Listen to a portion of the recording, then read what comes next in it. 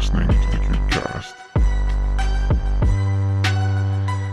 All right, hi everyone. Welcome back to another episode of the CubeCast. Looks like it's just me, Tom, here today, and we're gonna be talking to Josh, coming in all the way from Vancouver. What's going on? Freaking pretty fantastic, honestly. Just went for a little skate, so I'm feeling all amped up. Nice. Have you been skating for a while? Yeah, I just recently got back into skateboarding, but I skated before I ever did parkour actually. And Oh, really? I quit skateboarding when I started doing parkour because I was just like, I don't know, as soon as I started training, I was like, okay, everything else in life, put that on hold. It's 1000% parkour forever. Yeah. That's the classic like beginner's obsession. Yeah, with parkour, hey? I remember when I started parkour, I set all these crazy standards for myself. Like I had to just like I stopped everything. I even like tried to stop like dating girls and stuff. I was like, I just gotta focus on training, man. Yeah. And I had these like even before I started training actual parkour, I did like I created like an exercise regimen for myself because I thought I was too weak to start. Yeah, classic. Yeah. Like I didn't even know what to do to like get myself in the zone of doing parkour. All I knew was like my body was far too weak. So like I would go and like run stairs, which I don't even know how that would apply to parkour, but I'd do like stair runs. And then one day I would like I would just do push-ups for some reason. Just And things then you've seen other people do like on TV. yeah, just Like Rocky just ran up some stairs. That works. exactly. I was like, I need like more athleticism in general. So let's just like do things that seem difficult. Just punching like frozen meat in a meat locker somewhere. I'm like slurping raw eggs. This will work, I swear. So how old were you then when you got into parkour, and what year was that? The year was 2010. So Okay. I was about 14 when I started. And I remember at the very, very early stage of it, I was so shy about practicing parkour that I would only come to open gym on the days I knew that nobody else was going to show up. Oh, really? And that was back in Calgary? Is that right? Yeah. Yeah, back in Calgary, we had this tiny gym called No Limits AFC, and it was just this like little like it was it was like the size of I don't know like 2 Vancouver apartments, which is like really small. Yeah. So it was just like the tiniest space, but we made it work, you know? Yeah, that even from pictures I remember seeing back in the day, it looked tiny. Like that had to be a 15 by 15 foot room or something, like maybe It was longer like than that. Like, yeah, it was like a long parkour hallway, yeah, basically. yeah, that's hilarious. So, um, you train. How old were you then when you went to Vancouver? I must have been okay. It's been 4 years since I moved, and I'm 25 now. So I was like 21. Yeah, Okay, so you were like around for all the early breathe gym stuff, right? yeah, yeah. Actually, I helped build 2 of the Breathe gyms. Oh wow, even the south one there, hey? Yeah, yeah. That one was a pretty huge undertaking because compared to the North location, we just had like a crap ton of room to work with. Like it was just like we had this massive, massive place, and let's just build the biggest things we can and the best things we can. Yeah, that location, it set a new standard, I think, for Yeah. parkour gym. Yeah, it was a huge step up from the North gym because with Breathe Parkour North, we we built it well like the company built it on pretty short notice because No Limits closed down in like I don't know 2014, maybe like late 2013, like around New Year's time, I think. Right. And then that gym got demolished, and then we just took a month and with Breathe Parkour, we built the best gym we could in that location in 1 month's time. So that we could like Yeah. have as little not training time as possible. That's pretty good though. Like there was a lot in that space. And then considering the rush and then the year, right? Like there weren't a ton of parkour places to reference at that Yeah. point.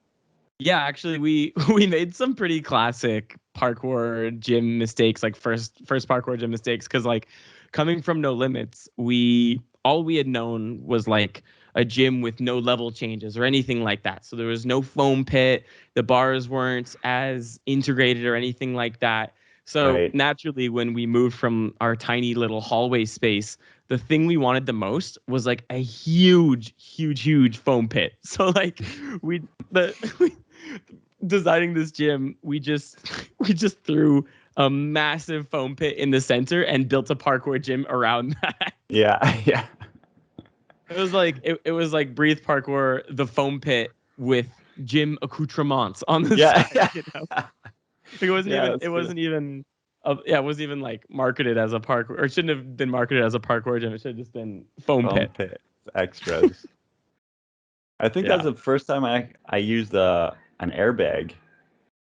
Was it always an airbag there? No, so we initially, okay, that foam pit went through a couple different iterations. Like we started off with like an actual foam pit, like we had all fresh foam and everything, and this thing was 10 feet up, but we couldn't afford to, like, I keep saying we, but like I wasn't like part of the company. Yeah. Like I here I am taking ownership of this company that I did not own at all. Breathe Parkour was, Matt and Frankie, and yeah, we Yeah. we Yeah. uh Part of the we community couldn't there. afford, yeah, yeah, we couldn't afford to fill this, like, like, I don't know, it's like 7 feet up or something like that, and there's just this massive hole. So what we did was we took, like, I I think it was like, it's like what, oh, what is it? It's the straps you can tie things down with in the back of like trucks and stuff. Oh, yeah, yeah. Yeah, Um, like straps. yeah, You just know, straps. Yeah, sure. straps. Yeah. So we used like large fat straps and created pretty much a trampoline netting for the foam cubes, or for Oh, the foam pit. And so we yeah, had maybe like 3 feet of foam, and then just like a trampoline bouncy bottom. So you would right. jump in from any portion of the foam pit, and the whole thing would bounce. And there's like Oh, that's pretty sick. you've seen the airbag, right? Yeah, Like, so that whole area, just one giant foam pit trampoline. yeah. Wow. and we hadn't thought through the design entirely, because we soon discovered that with this foam pit design, the foam cubes would eventually start pushing through the holes in the, like, the strap net we had created. And Yeah. so part of our working shifts at the gym was just going under the foam pit and just collecting all the cubes and bringing them back up. And we called it the catacombs because it was pitch black down there. You had to use a flashlight. It was like it was literally like going through a catacomb and collecting hidden treasure and then having to bring it back People's up. socks and jewelry, cell Yeah, phones down there. coins, watches, Yeah. things like that. And we had we had this tower for, like a bar setup that went into the foam pit, and that was hollow on the inside too. So what some employees did was like created like a little tiny lounge area inside of one of the towers. So if you were like truly a negligent employee, you Yeah. would go into the catacombs and climb up into this little lounge area. And I say lounge, but it was like literally this wide. And there was like a pillow and stuff, and you could just like chill there in the catacombs in complete silence. uh, now Matt knows what his employees were doing. Hey. I'm never getting hired again. Yeah. Damn. Yeah, and then the foam pit became a little too much for us to maintain. So eventually I think they changed to an inflatable airbag. Right. Yeah. That's pretty sick. Those things. I Yeah, think it's a good way to go. it was a much more cost effective solution because like foam pit cubes end up being something like, oh, what is it even? It's like $5 a block or something like that, and that's like Yeah, that's it's cheap. crazy. And then you need to get like a bajillion of them. Yeah, like need 2,000 of these things or whatever. Like, Literally. So, yeah. when you see kids sitting in the foam pit and they're just like tearing up cubes and stuff, you're like, hey, that costs money. Like, that was our way of like stopping kids from doing things. Like, yo, you know how much we pay for those? So you coached at that location for a bit? Yeah. Yeah. I had a small apprenticeship at No Limits, and they trained me up to be kind of a junior coach there. So when Breathe Mm. Parkour came around, we like, as in pretty much all of the teaching staff at Breathe minus a few people. Oh no, sorry, all the teaching staff at No Limits minus a few people. We all just kind of were grandfathered into being the teachers there. Like there wasn't really like a training up process. So it was just like, Right. all right, who's ready to be a teacher? What's our Yeah. curriculum going to be? Okay, we'll just adjust it as we go and go. Yeah. I Yeah. mean, yeah, especially back 2010, or I guess when did that location start? Yeah. So Breathe 2014? was, sorry, which one? The first one, was that the North one? Yeah, the first one was Back North, and in that was back in 2014. And like, even back then, we weren't really sure what to do for a curriculum. Like, I yeah. remember there was in level one, we had one move called a height drop, but it was a drop into a roll. But you couldn't just do like a normal roll. You had to like lunge into the roll. And it was like this really specific like skill we were asking beginners to do. Yeah. Like I remember like a couple of the coaches being like, why does the roll have to be so long? And like that was just like that was the way it was, that was our curriculum. We're sticking to it. Just the way the Yamakaze does it.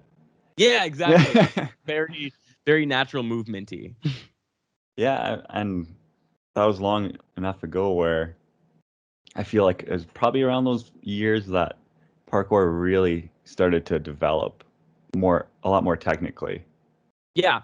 Yeah, I think around that time you started seeing teams like Team Farang start really popping up. Like they like around 2012 they started popping, and then 2014 they'd really hit like the not the hype, but like, one of the peaks of their popularity for sure, where like everyone started wearing like the harem pants and like Yeah, the yeah, drop crotch trousers and stuff. yeah, So that was kind of around the time when like yeah we started moving over from like the 3 run videos and yeah, like Daniel Ilbaka and you know things started changing over to like the Team Farang like flowy type stuff back yeah, then. yeah. It Yeah. started the transition into away from the original style, Yeah. like actually doing continuous lines of things. Yeah. Instead of doing like just like single practice moves. Yeah, that's honestly for myself the first 5, 6 years was a lot of just single things. Like you just go do this one thing. Yeah. Like It, I remember watching all those parkour videos back then and thinking that my style would be a lot like that. And then 2014 came around and I was just like, let's just like spin. Let's just touch things and spin. well, I can see that. Like you definitely have your own unique way of moving. Like, Thank if you. you were like blocked off, you couldn't see who it was and just like your outline, it'd be like, oh, that's got to be Josh. Ah, well, thank Like you. for real, That was part of the pursuit was like I wanted to create. Well, there's two kind of goals there. Two kind of opposite stretching goals. One was I wanted to create my own original movement based off of what I was inspired by, but also there was a lot of like me wanting to be like Pasha, but like inherently right? I could not because I am me. I'm not Pasha. I don't have Yeah. all this experience of solo training in Russia with a bar and a tire and like breakdancing experience and things like that. Like I didn't have that base, but Hmm. I wanted so badly to just like do the stuff that Pasha was doing. So a lot of the time things were just like me trying to be Pasha, not quite getting there and being like, all right, I'm gonna go and do it. I'm gonna try and do it this way then. And like that was kind of how the style began to emerge. Yeah, that's a hard thing to do when you're obviously everything in parkour is so inspired by other people's videos, and you for myself, I'd see something like, oh, I want to do that just like that. That's how I want to move, but it's difficult to overcome and be like, no, just don't worry about looking just like that. Do your own thing. Just do the moves that you feel. Yeah. Well, That's it sounds like you had more patience than me because for me it was like it was like try and do the thing he's doing and like either kind of get it or not really and just be like, all right, well, I'm gonna try it this way then. You know, like I like not necessarily mirroring the movement, but putting in a solid effort to try and do it as closely as possible. And then when things would start to mess up, I'd be like, no, let's just try it this way. right. Yeah. That's probably for me, like just a couple of years before I started parkour. In that time, I had been doing MMA, so it was kind of one of those things, right? It's like you're either doing it right or you're doing it wrong, Yeah. right? Well, So you get that's that what in your head. drove a lot of people away from gymnastics and into parkour. In my Yeah, experience, like a lot of people who maybe started with gymnastics or started with martial arts, they didn't like that, you know, it's correct or it's not correct type of mentality. Like I think a lot of people took to parkour because it was like you can kind of just do it your own way. yeah. Yeah. Like it's true. You can do pretty much whatever. Hey, and maybe the only thing someone will call you on is whether if that was a good stick or not. Yeah. Yeah. And then here I am being a hypocrite because I recently just came out with a video like talking about my own preferences for flow and like if you do this, it's cool. If you do Oh this, yeah. it sucks. Like I was I made that video because I was one day I was just sitting pretty much on this couch and just watching I was watching PKFR TV battles and they have a lot of like freestyle battles where it looks pretty much like they're doing like an art of motion submission where you know Right. they'll be given an environment and they'll try and maximize their skill and or sorry yeah their difficulty, their flow, their execution, things like that.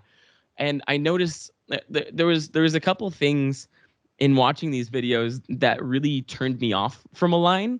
And so I was kind of hot off of those feelings and I just wanted to like make a video like, here's why those lines did not make me feel great. Yeah, and then like it is completely subjective, right? Yeah.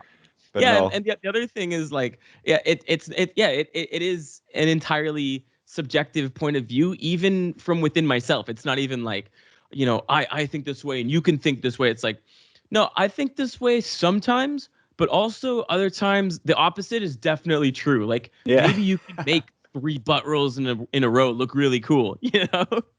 There's got to be a way. Yeah.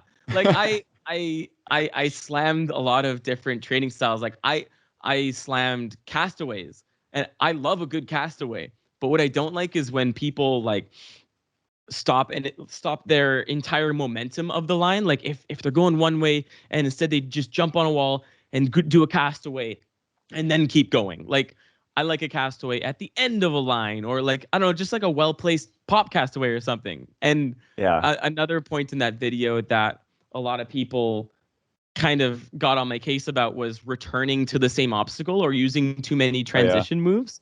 Yeah. But I think done correctly is fine.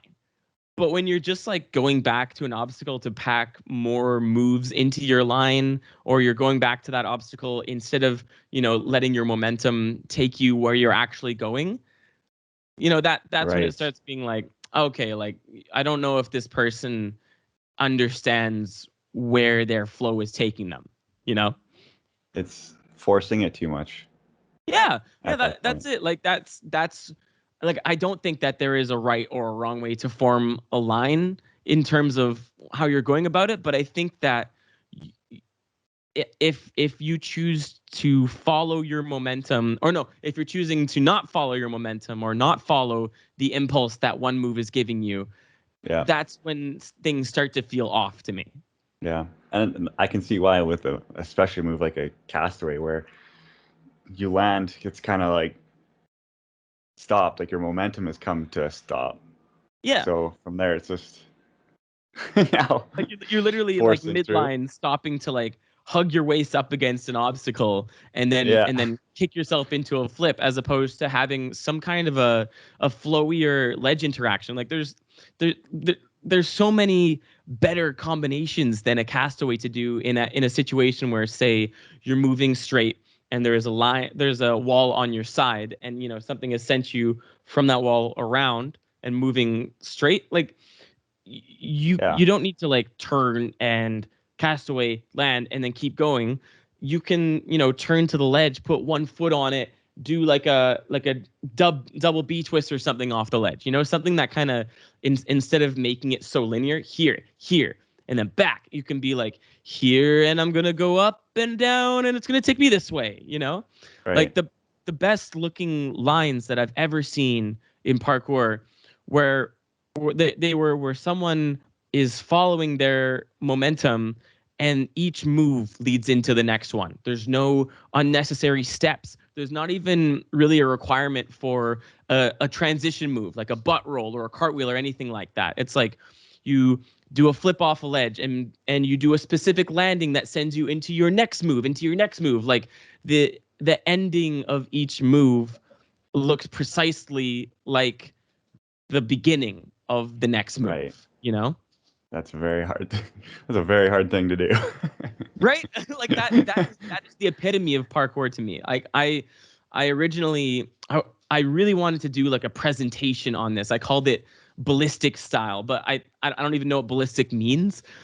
Like what I Sounds actually meant cool. to say was like rapid fire style, like where exactly as I said, like the ending of one move is the beginning of the next one. That is complete mastery, because it's kind of hard to tell from an outside perspective that like it is difficult to execute moves in that way. But like you look at a beginner where they need a very specific setup to do each move, and they'll land 2 feet. They'll like imagine for a front flip they need to it imagine a beginner who had just learned front flips, and they did it a very specific way each time. They did one step in, 2 foot plant, front flip, land 2 feet. And if they put that into a line, it would have to be the same thing. Like they would do a Kong, land, one step in, 2 foot, front flip.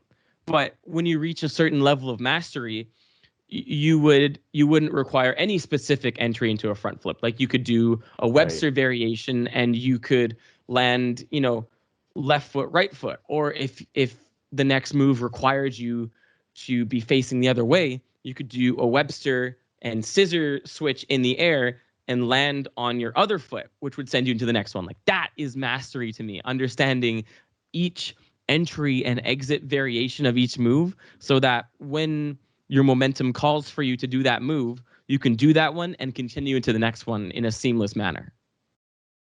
Wow, that's a good. I like that breakdown Yeah. of it. That's very when you put it like that, you can only really kind of begin to understand how technical a good line really is.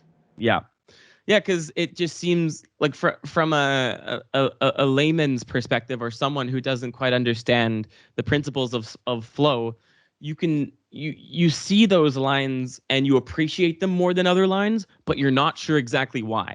But I think the best example of these, crap, I forget what year it was, but Pasha had a submission for Art of Motion. I think Stas also did a submission that year, and both of them just epitomized that style where one move leads into the next. But not only that, but they were linking together like very high level moves. Like Pasha would do like he would do like an A twist and land hyper so that he could go straight into a roll bomb or Hmm. something like that. Like that that year, I forget, I think it was 2016. Um, that was when that epitome of flow and mastery of flow became prevalent to me, and in the parkour culture. So, are there any goals then that you're working on for yourself with your training in terms of your flow that you're working on? Do you have an end result? Um, I think I want to incorporate more. There's two kind of things here. I want to incorporate more power into my style, like more parkour efficiency in terms of like jumps and vaults and stuff like that. I want to be a little bit more proficient with larger vaults and higher vaults and higher risk vaults. But then Right. I'd also like to I want to cover more ground because I've noticed another Mm. thing that really draws me to a good parkour line is they tend to cover a lot of ground and they touch on a lot of different obstacles. Like the Mm. opposite is also true. Like I think parkour lines, aside from like the odd really cool single obstacle flow, I find that parkour lines that don't tend to cover a lot of ground to be less satisfying to watch. I'm not as drawn to them. Yeah, I guess there's something more eye-catching about things like a little bigger. It's like there's that athletic difficulty to it too, beyond the technical. Yeah, like imagine watching someone doing, like a really cool flow line across two picnic benches, and then imagine them doing relatively the same moves, but covering, more ground, having more momentum involved. Like it's just in general, it's more exciting to watch, and it's actually more exciting to do as well because you're not just having to muscle through every single movement. We're when you're moving and covering a lot more ground, it takes less muscular power and more momentum type power to generate those tricks. Right. Right, yeah. Like you Controlling the see someone like momentum, yeah. George PK, like he of course he's got like a ton of leg power, but look at the freaking ground he covers with each flip. Yeah. It's wild watching that guy. Like It's like, he's the perfect mix of momentum and power. It's yeah, incredible. Like everything he posts is freaking mind blowing. I know. It's just like like how is that like where's that power coming from? Yeah. Especially a guy who doesn't weightlift or anything. I'm Like pretty it's sure he's just not on like some like any specific athletic diet or anything like that. Like, it's wild. as far as I know, he's just he lives and eats like your average dude, but trains super hard. That's yeah. I'm envious of that. That'd be nice. Yeah, yeah. I wish I had spring like that, but I think my theory is that all of the weightlifting that I did in high school to like I want to be like a strong jock dude. Like Mhm. I want to be big and strong. I think some of that power or some of that muscle has helped me with power generation, but I think some of it has also kind of hindered me. I did a lot of building slow muscle, and my Right. fast twitch muscle didn't really keep up, I don't think. Yeah, that's the hard thing too, not only building muscle, but then having it coordinated with your like your nervous system development to use Yeah. it. Yeah, like it's a totally different mechanic. Like I thought that if I did big squats, I would have big jumps, but I found out that there is an entirely different style of training where you are teaching your nervous system to fire and yeah to fire these muscles at a quicker rate than they've ever done before. Yeah. Did you find like for myself when I was focused more on heavy squats, it didn't help a ton with my vertical jump, but it helped a lot with my landings. Yeah, my power, like my impact absorption now, like with all of the squats and stuff that I've done, like I can just take height drops now. It's nothing, and Yeah.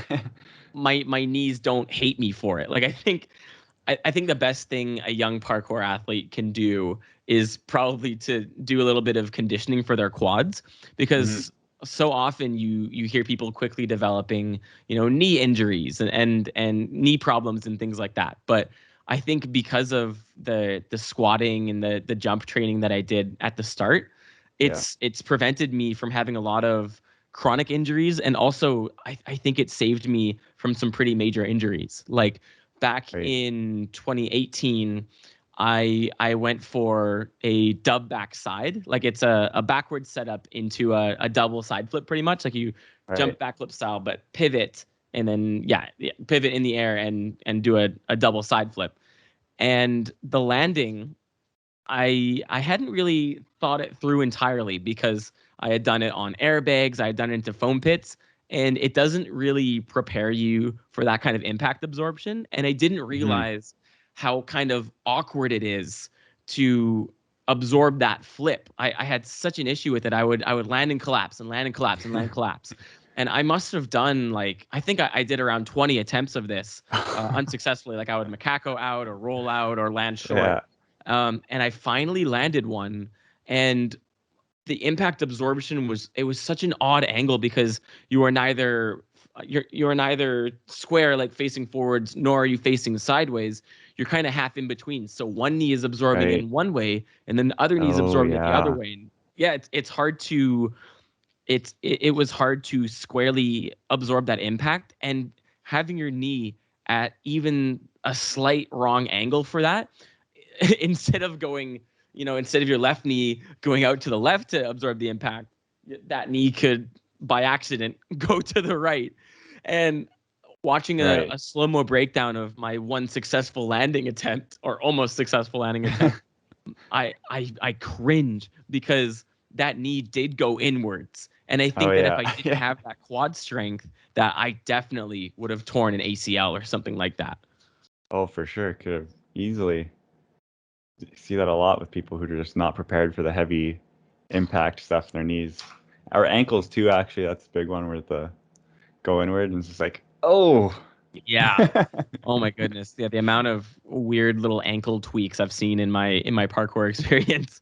But lucky enough, because I skateboarded, it's kind of a double-edged sword. Because I did a lot of skateboarding, and because of my musculature, just my lack of range of motion in my ankle, I've been able to prevent a lot of weird ankle tweaks because because my ankle doesn't go very far in any direction. Not getting those ankle thingies all the time.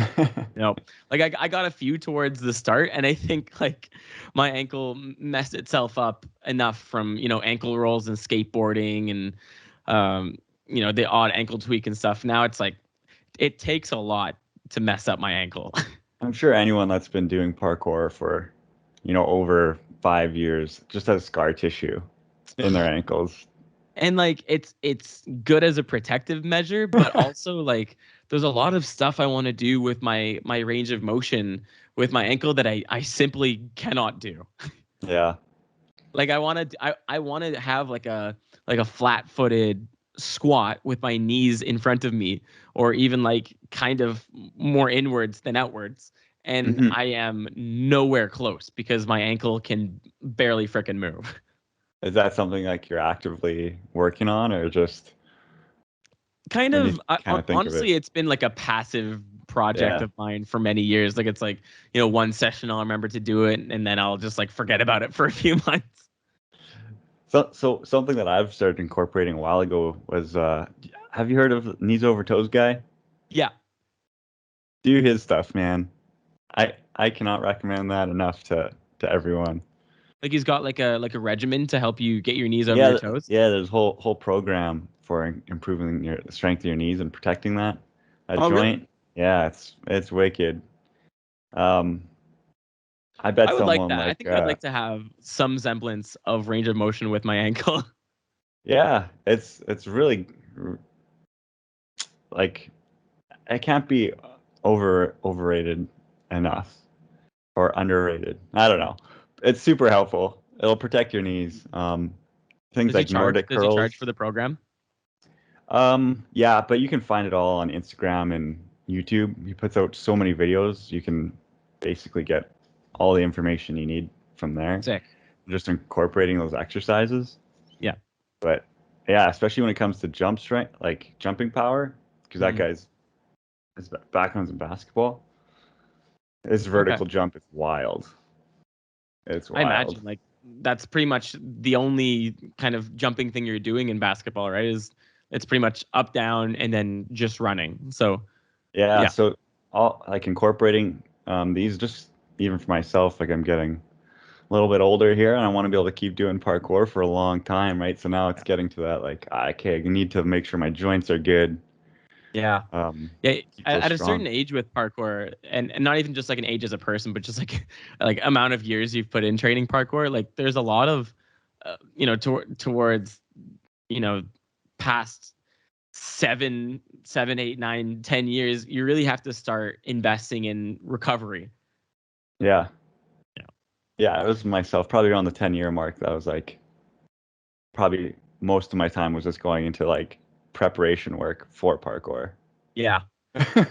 Yeah, like you can't even like I can barely train. Like I definitely can't do 2 days in a row these days. Yeah, But like yeah, I yeah. can like if I do not do a good warm up and dynamic, a good dynamic warm up and a good stretch at the end of a session, like Mhm. I know for sure I'm going to be messed up for the next like 2 days, three Oh yeah. days. I For your training right now, are you doing a lot of like weight training or calisthenics? Like I'm doing a lot of body weight stuff for upper body, but in terms of lower body, not a whole lot of squatting these days. It's more just distance running. Oh, Like really? yeah, I got into running um for NAPC 2015 because I wanted to this is like a classic kind of like how when I started parkour, I did kind of vague athletic training to keep me like to get me athletic for parkour. I wanted to be even more athletic for NAPC because I had gotten in that year. Um, Right. and so I did another form of vaguely like not even really useful athletic training. It was just like me wanting to be more athletic. And I started just running and running and running from like I would run every morning.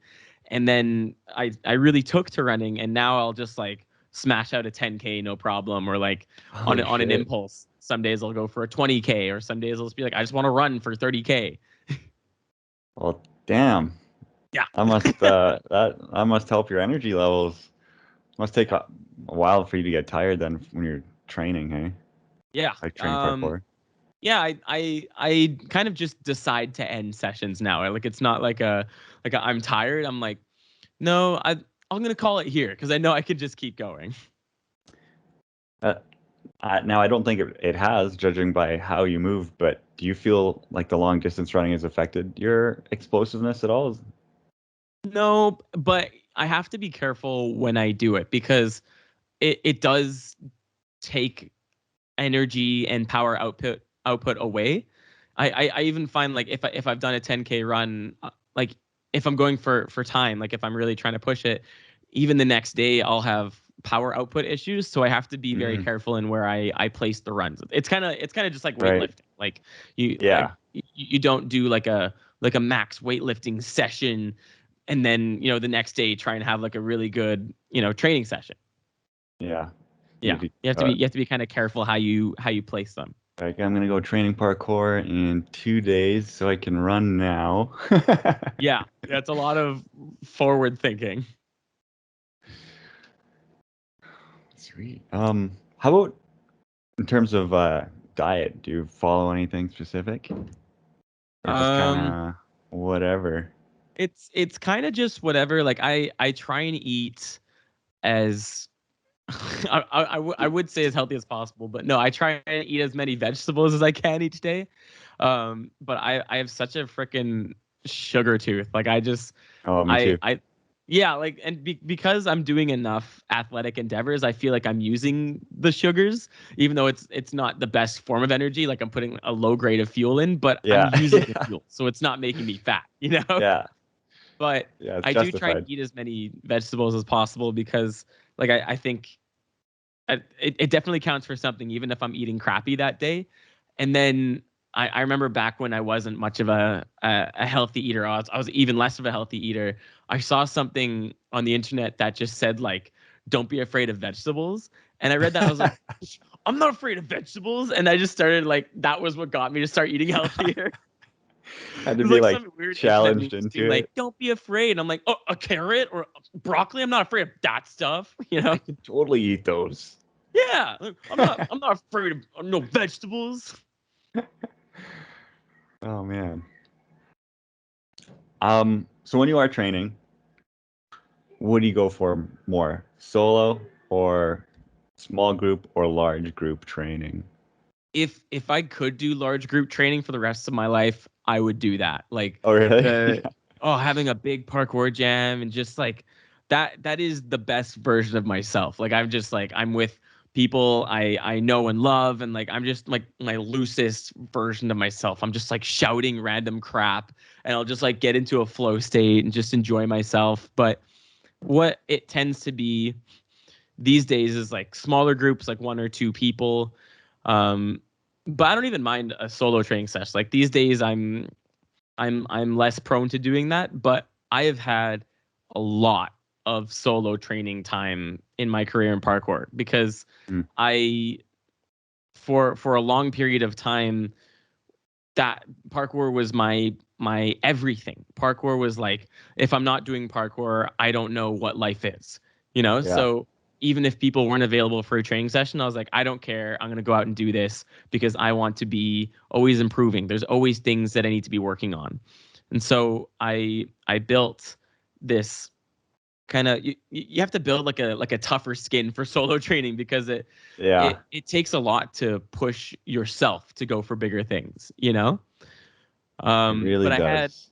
I had a time in my life where I moved to like a small town in northern Alberta, and I had nobody else to train with at all. Like literally nobody else in that city in that town that trained parkour, and I had access to this gymnastics gym that I like kind of taught at, but the head coach didn't really want to give up his tenure, and I respected that because I'm lazy. So I just like I let him kind of teach the parkour classes, and then if he had any questions about it, he would like ask me, but I would just like train alongside them and like I just used it as like training time basically. Right. Um and I showed up at this gym and they gave me the keys, and so I would just like go in there and train solo. And this was around 2016, early 2017, and I at the time was at kind of the height of my parkour commitment where I had done some exciting things. Like I had toured with Team Farang. I had traveled and gone to the big Yeah. European jams and stuff. And the next big thing coming up was that Josh from Store and Chris Thompson. So Josh and Chris had this series called um, it. Oh my god, C and J. That's a series called C and J, and it was my favorite parkour video series because it was just some of the most groundbreaking parkour filmmaking and movement and everything, and it was my dream to make that video. And and my whole mo in parkour was just making my dreams happen. Like I wanted to train with Team Farang, I did that. I wanted to go to Art of Wow. Motion, I did that. I wanted to make a store video, and as the amount of commitment that I put in with parkour, with community engagement and training and all that, like things just started happening naturally. Like as soon as the Team Farang stuff started happening, my movement was brought to a larger stage. And then Store reached out to me because I had met a few of them on my travels in England and stuff, and they were aware of me. And then Josh from Store reached out in 2016, 2017, and we started planning this video. Yeah. And I I knew that we were going to make it somehow, but I knew I couldn't shoot it while I was stuck in this town. I had no one to train with or anything like that. And you're not just going to make a parkour video with Store where it's like indoor clips. Like what video of theirs has like Right. gymnastics clips except for like early like messing around. Yeah. And so I knew I wanted to do some really next level movement. Like I wanted to do like wall gainers, and I wanted to do like double twists and just crazy stuff. And so I was training as hard as I could in this gymnastics gym. And then yeah, Store reached out, and in that same space of time, I don't know where I'm going with this story, or what the original question was. I guess it was solo training. But because of that solo training, the opportunities that came up in that year, I was able to fricking smash it. Like I was contacted to judge a parkour competition in Michigan, and so they flew me Oh, out there. damn. And yeah, it was freaking sick. Like we were at the famous like Flint, Michigan fountain spot. And the fountain was dried up and everything. We got to have this crazy competition. And then after that competition, one of the other judges, my friend Alex Paulus, he invited me to go on a road trip with him to Denver, and on the way, I found out that Store was doing their roof cult tour there, and so Oh shit. yeah, so we toured. So I went with Alex. We went to Chicago and then all the way over to Denver. And then yeah, we met up with Store and we went there for the Store Jam. And I knew a few of them. I was familiar with a few of them. We had been talking and stuff. And Josh and I knew that we were trying to make this video. And so I said to them, I was like, guys, I noticed you have an extra seat in your tour van. Like, can I come with you guys? And they're like, yeah. And so Wow. I joined on with their America tour, and we went from Denver back across America to like Philadelphia, and then from Philadelphia we flew all the way back to England, and in that time I just like shot all my clips with them. I shot all my clips for the story video there. Damn, dude, I had no idea any of that happened. Yeah, it was the craziest because I thought I was going to be gone for 5 days to like, I already had this golden opportunity to be flown out to Michigan and, be housed and fed and then, get to judge a parkour competition. Like that was already like, this is freaking awesome. But then it was like, okay, this is great. We're going to go to Denver. Holy crap, there's Store. Can I go with them? Cool. Let's just, okay. All of a sudden I'm in England. Like it's just the Holy. classic, like I was supposed to be gone for 5 days and I was gone for 6 weeks. Wow. Yeah. Just a whirlwind. Like what? That must be. I mean, such good memories to have there, right? Like, Yeah. It was just the best time, honestly. Like I have been such a little Store fanboy since like 2011. Like that they were yeah, some of the first parkour teams. They were like them and I guess like 3 Run and then Team Frank came along. But Store was one of the first I was watching, and they back then they were doing like kind of training, kind of just messing around, like yeah, just like screaming random crap at strangers and Chris Brooks and stuff like that brought me into them, and then my love for their videos kind of became my love for parkour, you know? Hmm. Yeah. They've done such a good job of changing, and changing with parkour and shaping it too, like the landscape and portraying good, like actual parkour. Yeah. It's It's like the best possible timeline for parkour that Store became like the big team because they have, I don't know, they've always been with parkour in terms of like the culture. I don't know, to me parkour culture really started to take off around like 2010, and then from there, the culture really started to build up, and they were kind of a part of everything. Like they got to train with the English practitioners, and they had the videos with Phil Doyle and Kai Willis and Daniel Ibaka, and they went to all yeah, the big European events and stuff, and like they they grew with the community, and then just like blew the heck up because of how consistent they were. Like they didn't always necessarily have this every Monday schedule, but as soon as they started doing that, they just started to grow and grow and grow. yeah. It's Yeah. it's unbelievable how they've maintained that.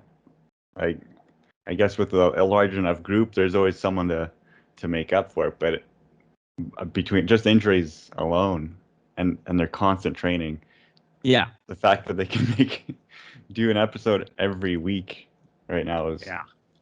it's impressive. and And they and just deserve their the success. level of quality with them, like they're such watchable videos. Like they'll go cinematic, and then they'll also they'll include drone shots, and then they'll include crazy movement, and they'll include just like the little funny bits that brought me to Store in the first place. Like it's like a TV, like it's honestly, I'm such a fanboy in paradise with the current state of their videos. Like it's Yeah. everything I love about parkour plus everything I love about Store.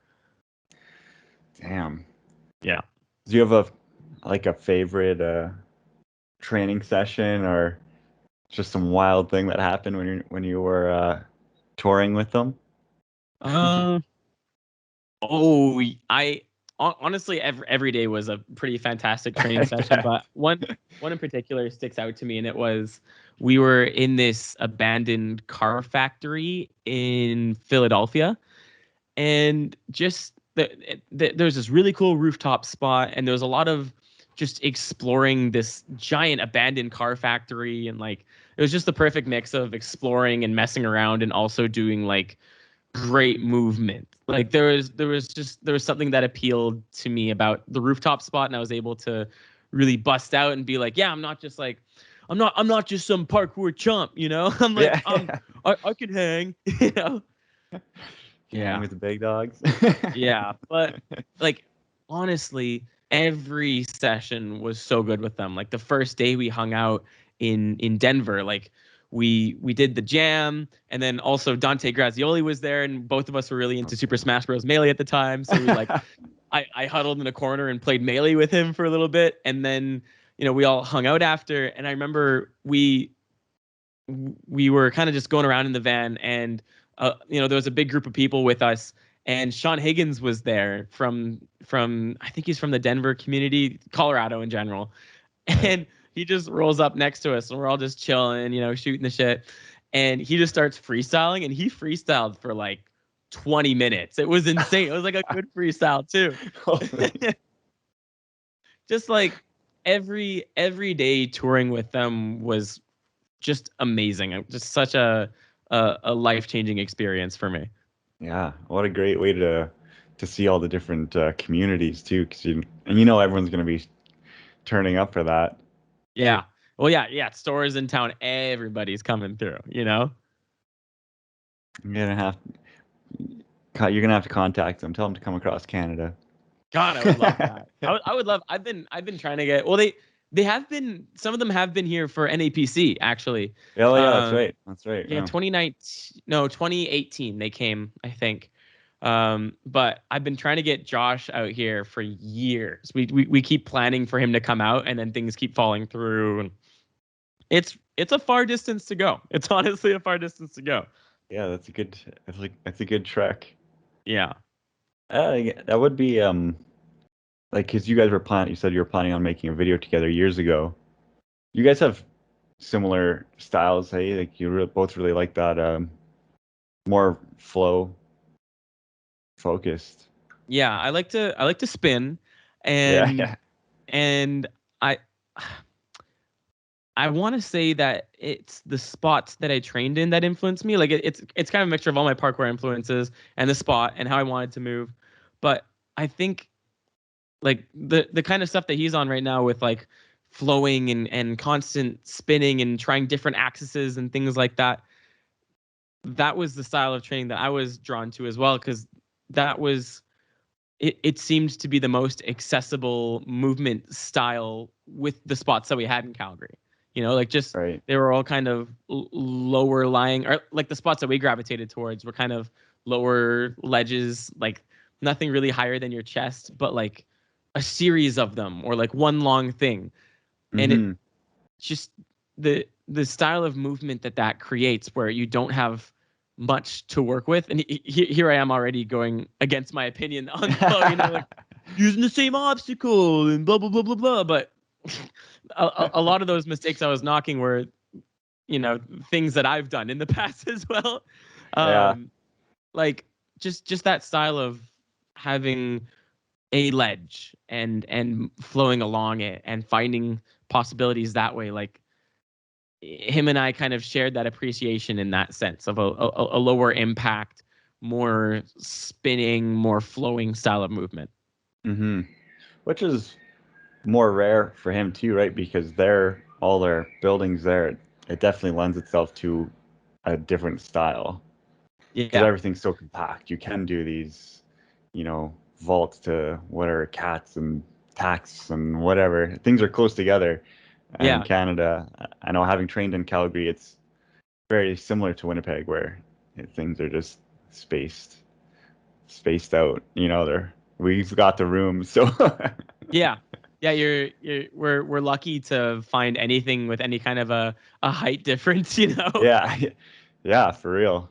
Yeah, And the place we do have here, it's just been worked to death over the last 16 years. yeah. Well, that's the thing with having like a central spot. Like we had Century Gardens in Calgary, and even we would like turn our nose up at Century Gardens, even though it was such like an amazing parkour spot. Like we had just done it to death, you know. And Yeah. and of course, of course, if you really want to, you can find possibilities in any spot. But for us, we were just like, you know, like let's go find like an electric box instead or something, you know. Just something different. Yeah.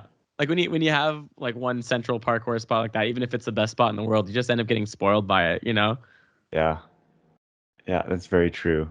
Yeah. And then it takes someone else who hasn't trained there yet to come in and see a new challenge that Yeah. you've just become kind of blind to from overexposure. Yeah. Well, that's the wonderful thing about having someone come and move to your town. Like, for example, in Vancouver, we just had this guy named Pablo come and move here from Germany, and he would train with like Ashigaru, and he would be at all of not all, but he would be at sessions like that, and he's a very proficient mover, and having a new set of eyes and a new style of training come to town, it just opens up the world. Like you see them hit spots in a different way, and that makes you start thinking in a different way. And like Yeah. it parkour is such a treat in that sense of like, you know, someone moves to your town and all of a sudden parkour is freaking exciting again and everything's different, you know? Oh, for sure. Yeah. Yeah. Yeah, that's right. If anyone listening, I can't recommend travel enough.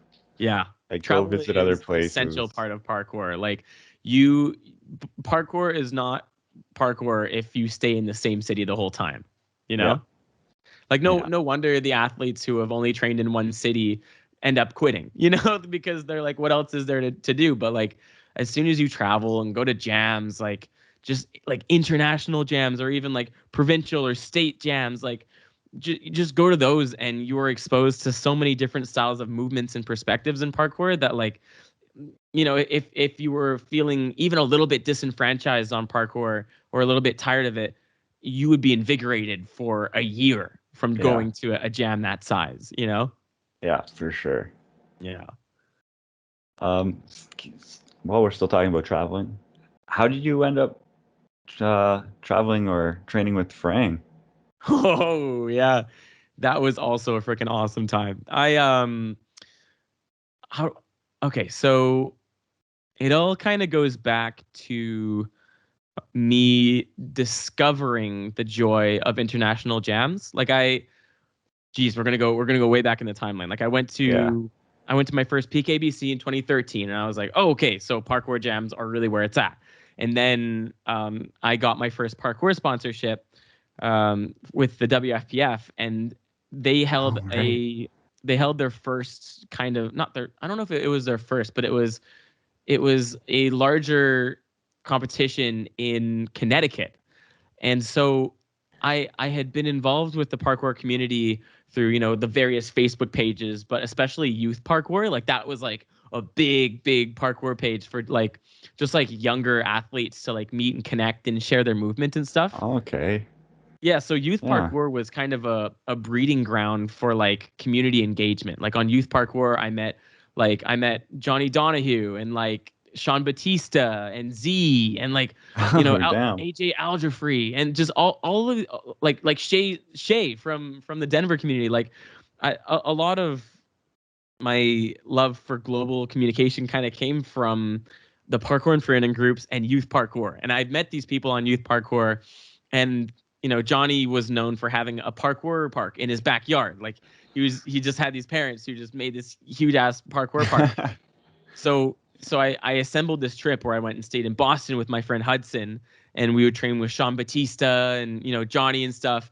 And then we traveled down to Connecticut, and oh no, I'm getting my trips mixed up. I went to Connecticut originally and met them all for the first time, and then I went to Boston. And then we went on road trips and stuff. But I was Right. introduced to meeting athletes and connecting with them at these larger international jams, and I started to develop a presence online. I had started to garner some form of respect from athletes like Alfred Scott and Sean Batista and larger athletes at that time. People would Right. would share my content and I would be engaging with them and just commenting on people's parkour lines on YouTube and on Instagram and things like that. And eventually, um, somehow, oh, it was I read in an interview with Jason Paul that he was interested in getting into making hip hop beats.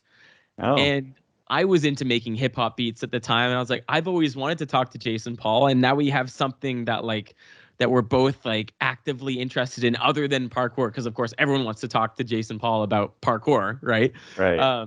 But we had something that both of us were kind of like super jazzed on at the time, and so I messaged him, we talked about it and stuff, and eventually that conversation kind of changed into an apprenticeship.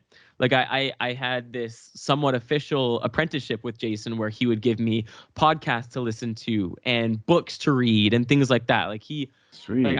I was curious on how to be. I wanted to be like Jason Paul, but in my own way, you know? And so he he kind of saw me, and from my perspective, he saw me as kind of clay for the molding, and he would give me these resources, and he would give me critiques on videos and things like that. And then eventually one day I was out for a walk, and Emily, are they married now? I'm not sure. His girlfriend or whatever. Yeah. And Emily, of Life course, partner. everyone knows Emily. Emily messages me and says to me that Jason is interested in having me along for this Farang tour that they're doing.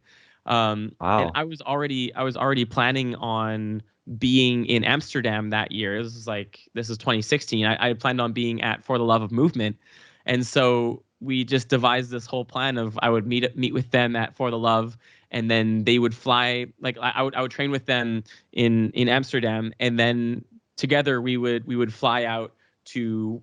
Originally, I think we were planning on going to France and then Spain, but it ended Mm. up just being Spain just because of, I think, passport issues or something like that. But Oh yeah, yeah. they ended up paying for my flights and places to stay, and like they would buy me meals and stuff, and like that Damn. was just such a dream come true for me. Wow. So that was I guess the pre-Dom era of Farang, It was actually like early right? Dom. So Oh yeah. Dom was along for the trip, but he was Oh still sweet. he was a newer member to the team. Oh, okay. Yeah, So that's actually still he was kind of like Sean. yeah, well, Sean was off the team by then because he Oh was really? being, party animal Sean. Oh, I didn't know that. Yeah, I, I I don't know how deep I can go into the details because I'm Yeah. friends with Farang, I'm friends with Sean. I respect both of them. I Yeah. respect their privacy and their reasons, and I don't know if For Farang sure. ever went fully public with why them and Sean decided to go separate ways. But yeah, this was, but I do know why. um, but yeah, they had gone their separate ways at the time, and now Dom had kind of come along, and he was just starting to make a stir in the parkour scene. He wasn't quite known as Dom, like the gargantuan, the Dom tomato he is Right. nowadays, Before he right? was the front flip guy. Yeah. And he had big front flips, but it wasn't like it wasn't necessarily like he was kind of known for big front flips, but no one was quite as wowed by his front flips back then. But I remember Right. even at that time, like 2016, I remember people showing me like this one certain area at the For the Love venue where it must have been like a story and a half up, and someone was like, "Yeah, Dom's front flipped that." I was like, "What the heck?" Wow. Yeah, and I don't even know if he actually did it, but I believed it, and he's done Yeah. bigger front flips since, you Oh know. yeah. Yeah. Yeah, but That's he like a just casual he front was now. more. Yeah, he was more like the movement he was doing was still the very Ferangy, like flowy lines and stuff. Like he hadn't quite found his own. I don't know, from my perspective as a spectator, it didn't seem like he had found his ideal style of movement until he started getting into flip precisions, and he started getting Mm, into like even like just preposterously large front flips. right. Yeah. Do you have did you make videos back then of all your travels? If people want to see anything? Yeah. I have been making parkour videos since like the very beginning. Like I had a team called, or I had my own YouTube channel, which became Calgary Parkour, which became back to my YouTube channel again. Um, and I have this long playlist on my own YouTube channel, and I think it's just Josh Dohy parkour videos. But yeah, it goes all the way back to like 2011 all the way to like even now where it's like Instagram compilations and stuff. But Sick. there's videos I've made with my team Urban Wolfpack, and then we became Pody, and then I have all of my videos with Store in there, and then I've got the Farang videos. Like it's all in there if you want to see it. Oh, that's wicked. I'll definitely include that in the description for anyone that Yeah, wants to go check those out. I'm definitely gonna do definitely. that. Yeah, there's some gold in there for sure. Damn. Wow. Well, some other things I wanted to get into actually was I know you're into acting. So how did that come about? What was your first experience with acting, and why did you want to pursue that? Yeah. Acting is like my main squeeze right now. Like acting is kind of where parkour was for me, 10 years ago. So I got into acting, or I always knew I wanted to be an actor, but I didn't necessarily know how to do it. Like I Hmm. had heard like the pop culture stories of, people getting picked up off the street by an agent. They're like, yeah, you look like you'd be perfect to be Harry Yeah, Potter. Like, just like, just pure someone comes to chance. your school and picks you to be a movie star, which when you think about it, it's actually kind of creepy. Yeah, Like, yeah, for so real. I kind of lived my childhood being like, when's it gonna happen? When someone gonna find me? But like I lived in Calgary. Like who's like Yeah. walking around Calgary looking for the next like big actor? So I had this idea that, when I turned 40, or around that time when parkour had kind of run its course in my life, and nothing else was really going on for me in the realm of movement, that I would sort of eventually move into acting. and and that was kind of my vague plan. I was like, yeah, when I'm 40, somehow I'll probably be an actor. And and then my friend Amanda, who I met at my very first parkour jam, who was nice enough to be, inclusive and kind of introduced me to the very welcoming community in parkour. She introduced me to an agent because I thought, the next natural progression for parkour was to get into stunts. Right. So she introduced me to this agent, and said that I was interested in stunts and stuff. So I met with this agent, and the agent was like, okay, so um that sounds great, let's do stunts, but we could have you do a couple other things if you want. Like we could get you into singing, we could get you into doing this, into this, we could do maybe acting, we could do this. I was like, oh, acting, let's do that. so Yeah. so I so I started off with background acting, which is, where most people who, aren't, the pop culture stories of, getting picked up off the street and becoming, the next big star. I I followed that path of, doing background acting and just being on set and just trying to understand how things worked, because I had no Right. idea how movies worked. I just thought you put people in front of a camera and bang, and for some reason film sets have 100 people and it works Yeah. somehow. Like I didn't understand how it works. So Yeah. I was kind of just going for any experience I could. So I got into background acting, and I get on set, um, and I would just take notes. I would just like look around, like, what's that person doing? I'm gonna take a note, and then I would ask it. I would ask people who seemed more experienced than me, in the background sector, like, what's that? What's that? What's that? Okay, I'm gonna take Right. notes. Do, do, do, do, do. And then eventually, I started auditioning for commercials and stuff, and I had one close call, but other than that, nothing really. But I finally I scored a role in a student film, which back then to me seemed humongous. There's Right. there's SATE in Calgary, and that's kind of that was one place where people would learn to be film crew and things like that.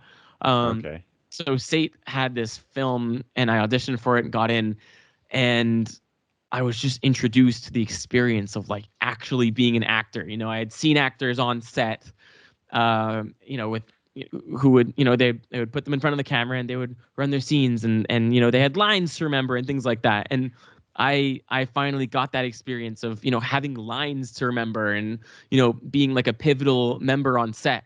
And I remember at one point while we were shooting this student film, when they were transporting me from our holding area to the set, and I started getting this feeling of preparation, and I got this very, very, very familiar feeling that I've only had once before, and that was the first time that I ever did parkour. Like I got the same feeling that day doing acting that I did when I did parkour. Yeah. Like when that first day of like, holy, I want to This do is this real. forever, and like I got that same like, all right, like this feels right.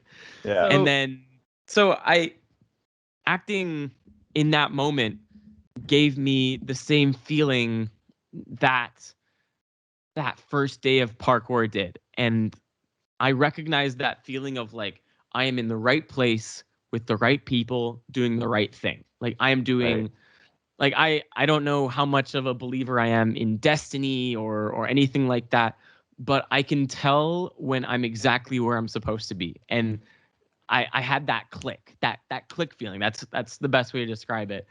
Um, and so parkour, or yeah, life kind of took a turn. I moved to this small town in northern Alberta, and I was training parkour alone, and kind of just wondering what my next step was. And one day I was bored enough. Like it was such a small town that there wasn't much to do. So I would train parkour, and I'll go home and like I would just watch Netflix, or I would I would even start to develop habits, like things like meditation and things. So I started just like building. I started building a lifestyle because there was no lifestyle present for me to have. Right. And so in that building of myself and my lifestyle, one day I was bored enough and I was just like, you know what? My parents are always bugging me about university and stuff. And I don't know, like I'm bored enough. Let's just check out a few things. And so I initially looked into an architecture school because, parkour taught me to appreciate architecture, and like I understood and appreciated enough that I thought maybe I would enjoy going to school for that. And Yeah. I looked into the programs and I was like, eh. And then I started looking into acting schools and stuff. And I was like, okay, this is interesting. I searched up acting school, like Vancouver acting school, because I knew Vancouver was, like a Kind hub of a for hub. acting. Yeah. Yeah. Yeah, yeah. There's a lot going on in film in Pretty much Vancouver, and everything in all the Canadian stuff is right there. pretty much, yeah. There's like Toronto and Vancouver, Yeah. and it's pretty much nothing in between. So Yeah. they I was looking at acting schools, and on this one particular acting school, it was called New Image College. I was scrolling down the page, and there was a list of like films they'd done, and just like there was some kind of list of alumni or something. It wasn't a long list. It was just like some names of some people who had gone in the school. And on that list, I saw my friend Lucas Othmer, who I had traveled to Vancouver numerous times to stay with for parkour jams and NAPC and stuff. Like we were very close friends, especially at the time. And I like, Oh I yeah. I I think maybe I kind of knew he was into acting, but Yeah. I I had no idea that he like went to a school for it or anything like that. So I messaged him. I was like, hey, what's up? Like, what's with this acting school? Like, how is it? Like, what's going on with it? And he's like, dude, if you enroll in this school, it's like the best. That'll be the best decision you ever make for yourself. Wow. And I was convinced, but I wasn't committed. So I had a few like vague questions about like enrolling for the school, because naturally, as someone who doesn't have a whole lot of acting experience, when you hear that you have to like audition for an acting school, you're like, Yeah. oh, like it sounds like scary, Yeah. Yeah. auditioning for an acting school. Like you just imagine like, a bunch of very experienced actors sitting in a table, or sitting at a table across from you going like, Just all criticizing. right, let's see how good you can act. You know? Yeah. It was just the most terrifying idea to me. And I'd done a few auditions and stuff, but they still like just scared the crap out of me. So I had a few tiny questions about that process, and there was like a question form you could fill out and send to them. And I was like, hey guys, like how does this work? Like what kind of scene do you have to have? Blah blah blah blah. And they sent me back all the information, and they're like, by the way, we can have you audition like next week. And I was like, That was not actually what I was asking, but okay, let's do it. So they taught me how to like find a monologue, and there was some very rudimentary, tips that they gave for working on this monologue. And when I got that audition, like the audition was like the next week. That was around the time of my birthday, and there wasn't much to do in Cold Lake. That was the town I was in. There wasn't much to do in Cold Lake, so we went. Right. My family and I, we went from the small town from Cold Lake to Edmonton. It was like a 3-hour car drive or whatever. But all, and there's not even that much to do in Edmonton really. But there's the mall. There's like the water Yeah. Yeah. slides. Yeah. Like I freaking love the water slides in Edmonton, dude. Like that's like that. Like Edmonton is just like water slides and town. Yeah. Yeah. Yeah. So we went to Edmonton, and the water slides and everything, and I somehow, oh, that's how I found out. One of my friends messaged me and said he worked at the mall, and this friend in particular, he was part of the main cast on that first student film that I did. It was like Oh. it was a group of 4 kids, like four like high school age kids, and I Yeah. was one, and he was one of the other guys, and he didn't even live in Calgary. He lived in Edmonton, and he was working that day that I was at the mall, and so somehow it came up that I wanted to work on this audition, and I had no idea what I was doing. So after his shift at the store that he worked at in the Edmonton Mall, we met up over dinner, and he taught me how to work on a monologue, and how to endow things and how to have feelings about things, and he kind of gave me a crash course in acting. And thanks Right. to his help, I was able to smash out that audition, and I got enrolled in the school in Vancouver. And I was like, well, I guess I got to go move to Vancouver now. Yeah. Yeah. Like Wow. it getting into acting, and even the opportunities that I've had in parkour, it's just been like, you know, just an insane amount of luck, and just that the mentality of when an opportunity comes up, let's just go for it. I don't know what I'm doing, but let's just go for it. Yeah, that's like, um, I'd say like courageous in a lot of ways. Like as a younger person, you can be very reluctant to do things, but yeah, you Yeah. definitely seized on your opportunities. Yeah, well, parkour taught me that mentality because I didn't take classes or anything like that. Like I watched a few tutorials, but a lot of learning parkour was just like, I don't know what I'm doing, but I'm going to try. Hmm. And so that kind of mentality, along with many other of the lessons parkour teaches you, that stuff just kind of stuck with me. Like it this model of thinking just kind of stayed there after learning parkour. This I don't know what I'm doing, but let's just try.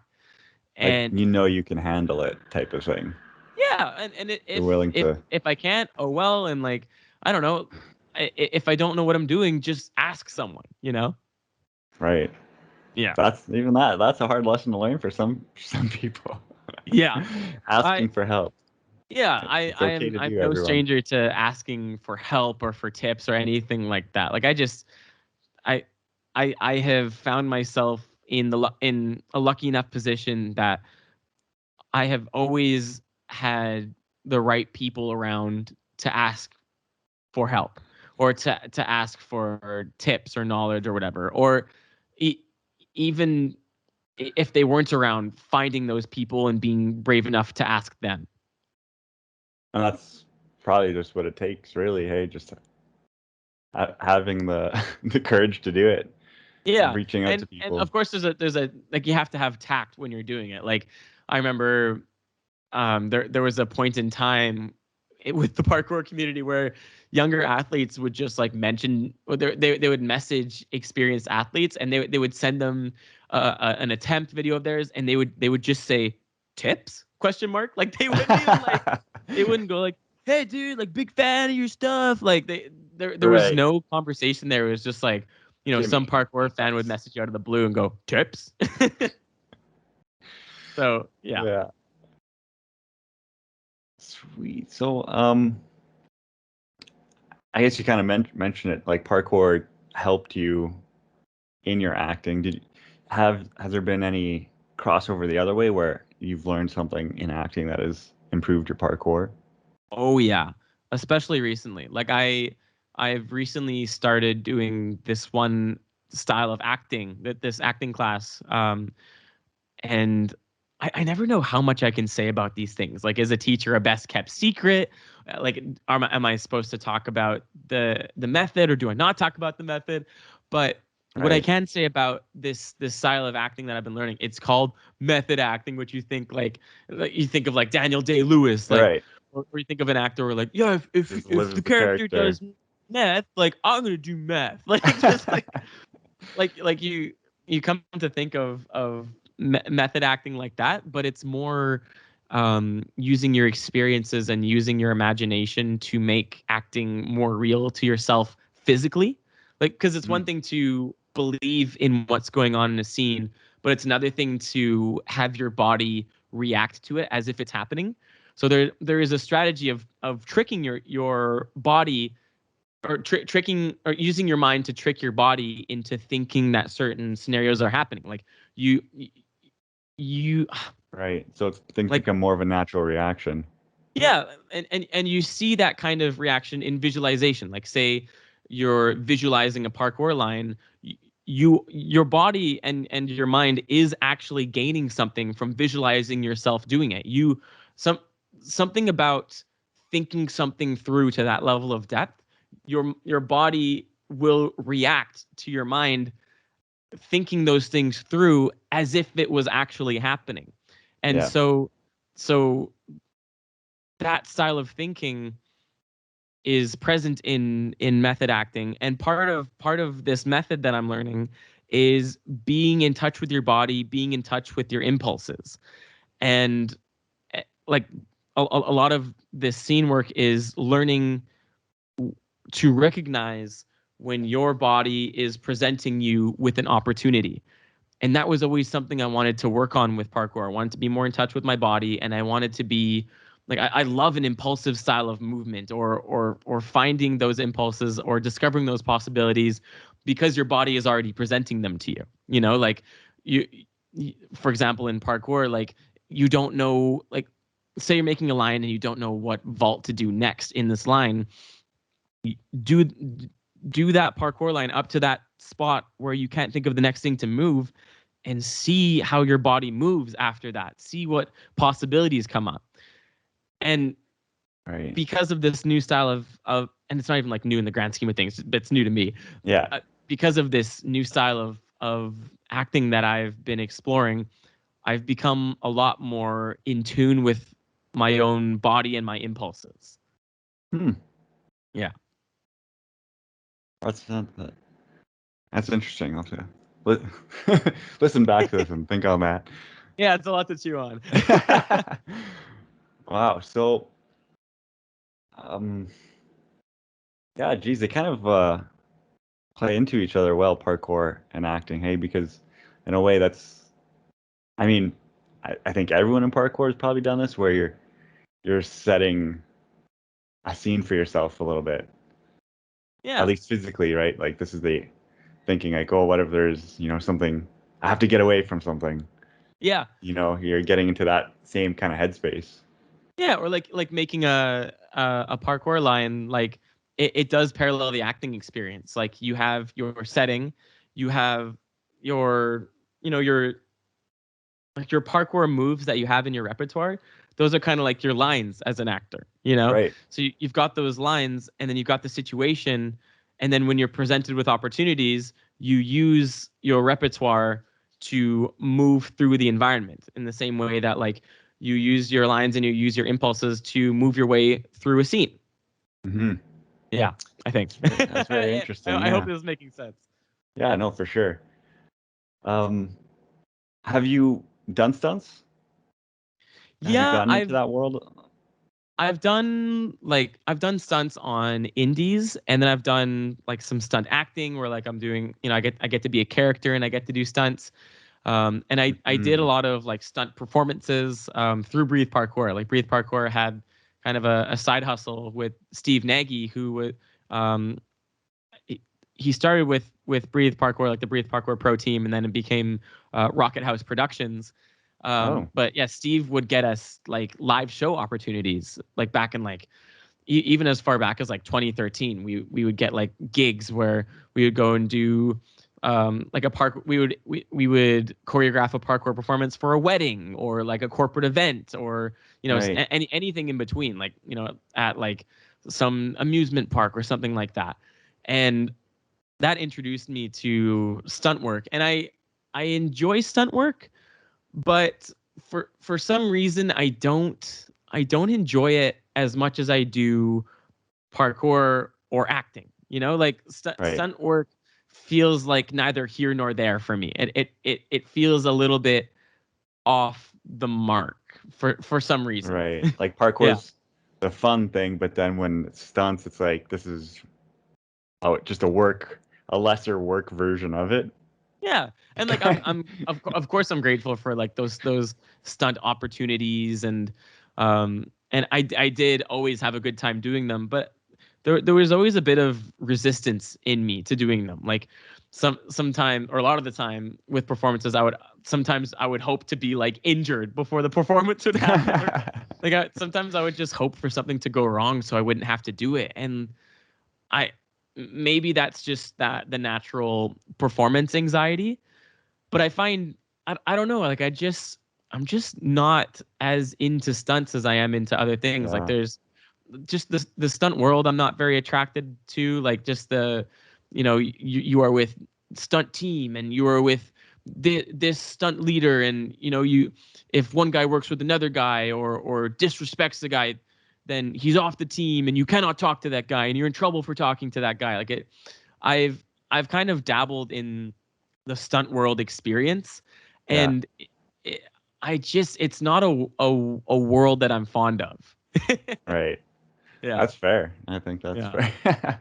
Yeah, but I'm always down to do stunt acting, which has actually gotten me in trouble. Like again, I don't know if it's something that I can say as openly on the internet because of private details and stuff like Right. that, but I have gone as far as like getting some kind of stunt opportunity and then me being like, no, but I want to be a stunt actor. Give me a stunt actor. Like, Yeah. that's gotten me in trouble before. But I love being a character who can do parkour or who can do flips. That's totally different for me. Right. So you Yeah, can maybe I'm still, just egotistical and I want if to be the character. you can opt out of the intense stuff if you want. Like get Yeah, in I'm a little a cheater stunt like that. double for me here. Yeah, yeah, yeah. I think part of it's also just maybe like an ego desire to be seen. Like Mm, maybe I just want to be known that it is me doing the stunts and I can also do other things. right. Yeah. Yeah, that's a whole other. Oh man, Yeah. we're already like we're deep into this. We're like an hour and a half. Oh geez. We could go. I could just keep talking about so much, but I think I'm gonna wrap this up with one more thing, if that's cool. Yeah, let's do it. And I'll have to have you back for another episode here. Definitely. There's I so can much I can more. keep There's talking so much forever. more. Okay. Oh man, I wish I had more time this evening. So one thing that we ask everyone here at the end is just to give one piece of sage advice. So it could be for parkour, acting, whatever, skateboarding. Yeah. Okay. Jeez. That's a tough one. So, okay, here we go. I think that my advice would be start and then learn. Like Mm, with any kind of an undertaking, say you want to learn guitar, say you want to learn parkour, say you want to learn acting, like say you want to do any of these things. I think that trying to get as much information as possible before learning, like there's something to be said for that, but I think the best way to go about it, in my experience, is to start and then learn. I like that. Yeah. That's a very good way to put that. Yeah. Start and then learn. Yeah. Yeah. Don't learn then start, because you may never start, because you can learn anything forever, but you only have to start once. Once you Right. start it, you keep going. Wow. Brilliant. Yeah. All right. That's great. We'll do our little fake goodbye here. You can stay on. Say thanks everyone for listening. Josh, where can they find you to look at all your stuff? You can find me. You can find pretty much everything I'm up to at www.joshdohy.com. I've got all my social links and everything. There's some little buttons you can click, and there's a store and everything. And yeah, you can just go to joshdohy.com, and yeah, all my social links and everything is on there. Sick. That's a sign of a true professional with your own website. Yeah. That's awesome. Okay. Thanks everyone again for listening. Have a good one. Bye, everyone.